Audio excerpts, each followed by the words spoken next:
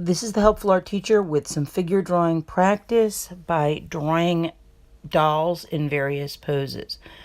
First thing we're going to do is we're going to review the basic instructions for gesture drawing because you're going to need to create a skeleton before you add the details. If you don't create a gesture drawing to underlie a complex pose, you're going to run into all sorts of problems.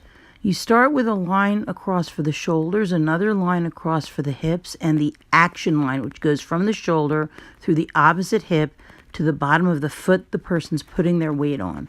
You then complete another line like the action line, starting at the other shoulder. It goes again through the opposite hip to the bottom of the other leg. You add arms, a head, and you fill it in so it looks like a very simple silhouette of a person, almost like a shadow. So again, line for the shoulders, line for the hips. Line of action, which goes down to the foot the person's putting their weight on and is in one long continuous gesture. The other line that goes from the other shoulder through the other hip down to the other leg. Then you add the arms, the head, and you fill in to make it look like a shadow. Just continue to follow this procedure as you do numerous quick gesture drawings. This is, of course, a review for my students who did gesture drawing earlier in the year. However, I have an entire blog post lesson on this subject if it's something you're learning for the first time. Do not try and draw the outline of the person without doing the underlying gesture. If you do, the person will not have a sense of movement. So in this case, I'm drawing the doll on the left. I'm starting with her head. Then I'm going to draw the basic gesture, the line for the shoulder, the arms, the basic gesture of her legs. When I add details, I'm going to use the basic proportions that I learned when I did portraiture, where you draw the curved line going down the face to make sure that the features are centered, and the curved line going across the eyes to make sure that they're falling on the same horizontal line. And then I'm filling in the details. If you don't do the underlying structure, you're going to run into problems. With the hands, the easiest way to do hands in a case like this where they're in a different position is to draw a circle for the palm of the hands and just the lines out for the fingers, and then build up the hand from that skeleton.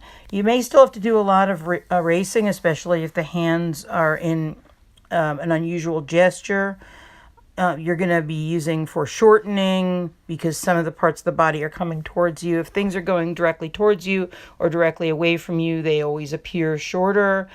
I did an entire tutorial on that when I taught my students gesture drawing. You can find it on my blog, The Helpful Art Teacher. As you can see, one of the hands, because of the position it was in, gave me a little bit of trouble. That's no problem. I kept erasing and redoing it because I'm not actually going to have this original sketch as my final drawing. Once I get it right, I'm going to put it on tracing paper and do a final draft. So erasures are not a problem. As a matter of fact, it's actually much better if you're willing to erase and correct mistakes rather than just live with them.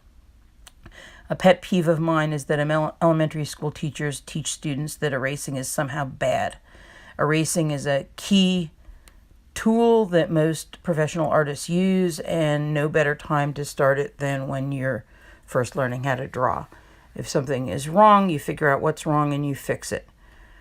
So here I am inking in the final drawing, and this is where I'm starting to add a little bit of more detail. I'm giving the figure a little bit more personality and life. I'm not using any of my guidelines. I'm not doing the line down the head or the line for the shoulders anymore. I don't need to.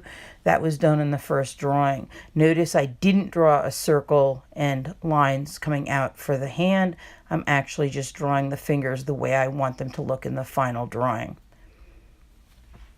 Because I'm going to be coloring my person on a computer and I'm ultimately going to scan her, it's important that I have a black line master of the drawing, which the scanner will pick up the black lines really easily, and I'll be able to create a beautiful piece of digital artwork. One of the things I'm trying to do is make sure that the primary lines on the head, neck, body and legs are closed. That'll make it easier for me to fill in color because I'll be able to select certain areas and the computer will know where certain areas begin and end. So closing my lines is a very good thing to be able to do. Here you could see the two different dolls that I did, both the original pencil sketch with the guidelines and the final pen and ink drawing that I'm going to scan into the computer. There are very detailed art lessons on my blog on geometric figure drawing. The basic philosophy behind it is that you think of the human body as a series of geometric forms, as cylinders and cones and spheres and egg shapes, and not as flat shapes, but as three-dimensional forms. That helps you to get a sense of space and movement in your artwork, and it's also a key skill in animating. You can't create the illusion of life and a figure moving in a three-dimensional space if it's created out of just simply flat shapes. So this is Mrs. Winenberg, the helpful art teacher, showing you how you use the fundamentals of gesture drawing when you're doing an observational figure study. For more detailed art lessons, visit my blog, thehelpfulartteacher.blogspot.com.